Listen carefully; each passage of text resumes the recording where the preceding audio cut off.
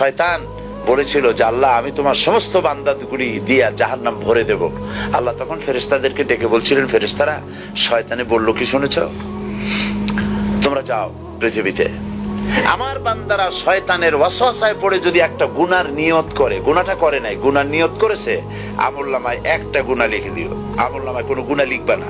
গুনার নিয়ত করেছে, গুনাহটা করে নাই, গুনাহ লিখবা না।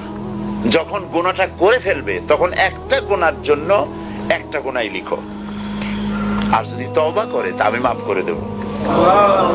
আর যদি আমার বান্দা একটা নেকের নিয়ত করে, একটা নেক কাজের নিয়ত যদি করে, তাহলে কাজটা করে নাই, নেক কাজের নিয়ত করেছে, হজে যাবে নিয়ত করেছে, যায় নাই, যেতে পারেনি, এখনো দান করবে এখনো করে নাই, নিয়ত করেছে, আমলনামায় একটা নেকি লিখে দিবা। আর যখন নেকের কাজটা করা হবে তখন 10টা গ্রেস মার্ক লাগাই দিবা, 10 গুণ বাড়ায় দিবা।